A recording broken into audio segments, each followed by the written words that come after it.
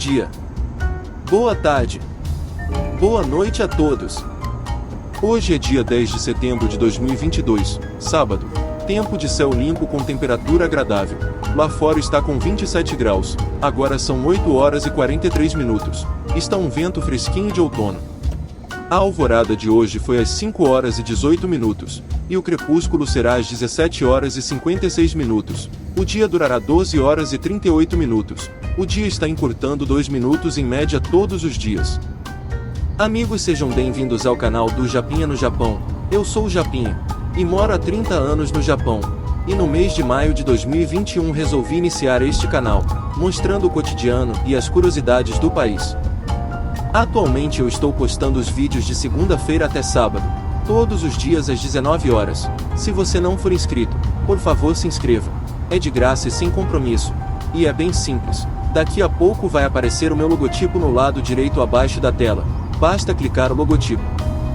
Se você achar que o episódio foi bom, deixe seu like.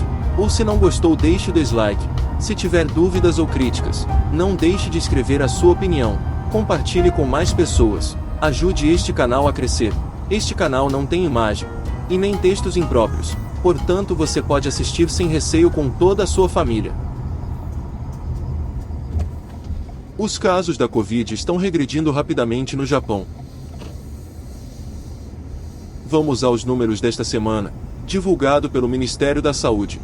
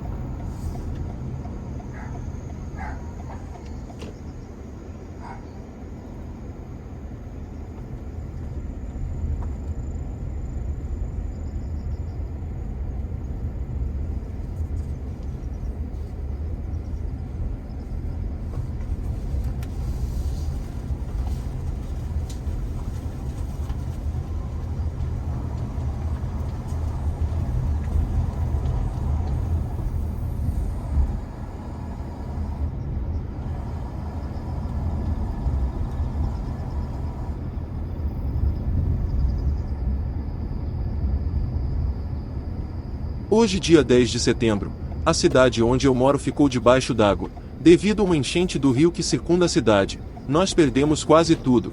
Fazem 7 anos hoje. A casa foi reformada, mas a cada notícia de tufão se aproximando de nós, faz lembrar daquele dia. A água nos tirou tudo.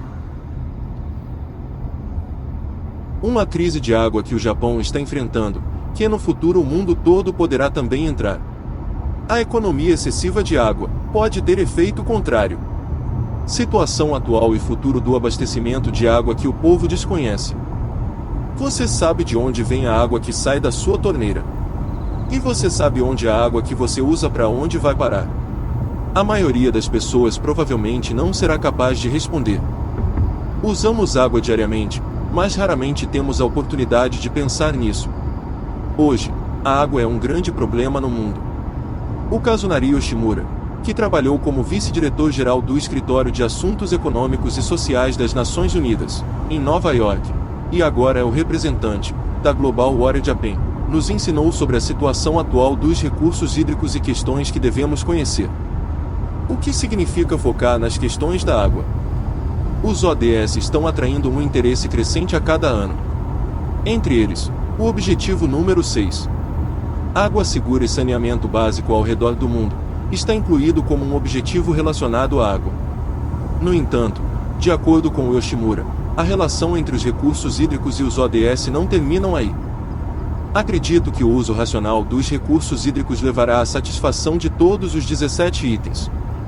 Isso porque a água é a fonte básica de renda para a vida humana, assim como as 4 grandes civilizações se desenvolveram perto dos rios. Pobreza, fome e saúde pode ser erradicada com água potável e água para a agricultura. Continua Yoshimura. Mas enquanto o interesse pela ODS está crescendo, poucas pessoas pensam profundamente sobre os recursos hídricos. Cercado pelo mar e cercado por montanhas no meio do arquipélago, o Japão é rico em recursos hídricos.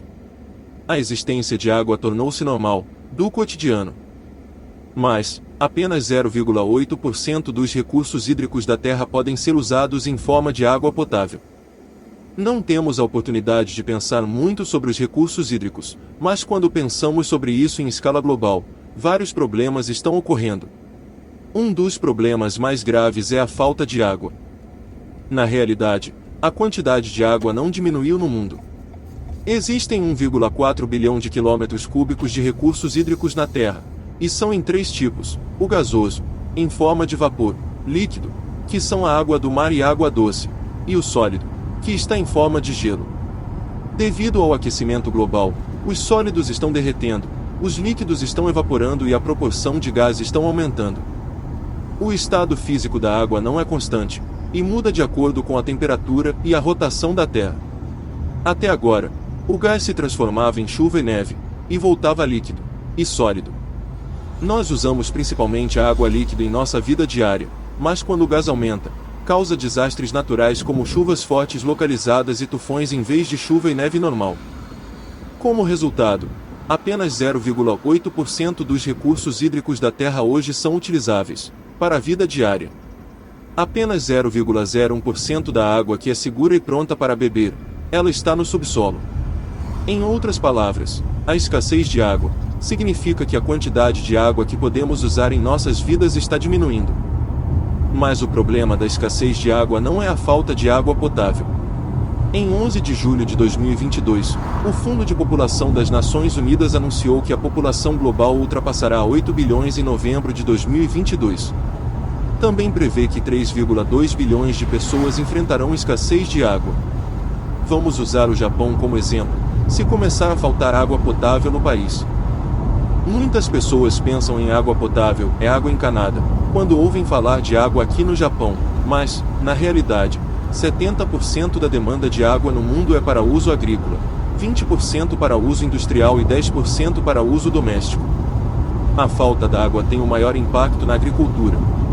E em segundo, a água industrial é a água usada para produções industriais, especialmente na geração de energia, como eletricidade, vapor e água para resfriamento. Além disso, a demanda da água de resfriamento está aumentando devido aos efeitos do aquecimento global, por isso precisamos de mais água do que nunca. Isso será o maior impacto, se começar a faltar água. O Japão também não está seguro. São três problemas enfrentados pelas concessionárias de água. O Japão tem uma taxa de abastecimento de água de 98%, que é uma das mais altas do mundo. No entanto, o negócio de abastecimento de água do Japão enfrenta atualmente três problemas. A falta de mão de obra especializada, os veteranos estão ficando velhos e saindo da frente de trabalho, mas não há jovens para repassar o conhecimento. As instalações de abastecimento de água do Japão estão envelhecendo, elas foram instaladas de forma bem rápida, de 1955 a 1973, foi no período de rápido crescimento econômico após a guerra. Após cerca de 40 anos, os números de instalações que precisam ser substituídas estão aumentando ano a ano, à medida que se tornam obsoletas. A natalidade japonesa está em queda, à medida que a população diminui. A receita das cobranças de água já diminuíram cerca de 200 bilhões de ienes nos últimos 10 anos. Equipamentos antigos não podem ser substituídos.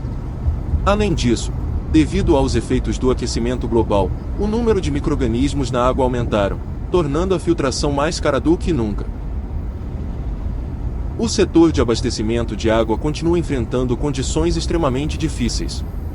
Ironicamente, um fator que está aumentando a crise é a disseminação de aparelhos que ajudam na economia de água. Se a quantidade de água usada diminuir, a quantidade de receita que vai para a concessionária de água naturalmente diminuirá. Consequentemente, quanto mais economizar água, menor será a verba para manter as empresas. Para recursos hídricos futuros, vamos ter que dar prioridade à água, alimentos e energia. Por exemplo, o Ministério de Terras, Infraestruturas, Transportes e Turismo promove o Bistrô Esgotos desde 2013. Esta é uma iniciativa para utilizar recursos de esgoto, como água reciclada, fertilizante tirados de lodo e dióxido de carbono para o cultivo de produtos agrícolas. Algumas pessoas podem achar nojento, mas os recursos de esgoto contêm muitas substâncias úteis para a agricultura, como nitrogênio e fósforo. Pelo contrário, pode-se dizer que é o melhor fertilizante do mundo. Também acredito que a circulação local de água é uma medida eficaz para proteger o futuro dos recursos hídricos do Japão. Isso ocorre porque a água é transportada da estação de tratamento de água para cada residência por meio de tubulações. É claro que o transporte de água requer energia, e quanto mais energia é usada, mais recursos hídricos são consumidos. Ao produzir, usar e tratar a água em cada região, podemos reduzir o consumo de energia ao mínimo. Na verdade, foi durante o período Edo, antiga capital do Japão, isso foi feito com sucesso.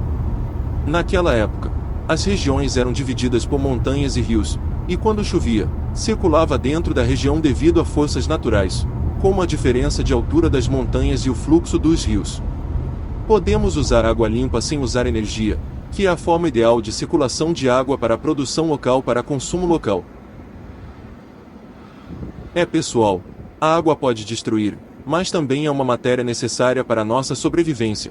Quando a nossa cidade ficou debaixo d'água, e nós perdemos quase tudo, a mesma água foi utilizada para limpar a sujeira que a enchente deixou, e não há como negar, precisamos da água para continuarmos vivos, então precisamos pensar seriamente neste assunto. E o Brasil é uma potência hídrica mundial, e cada brasileiro precisa estar consciente disso.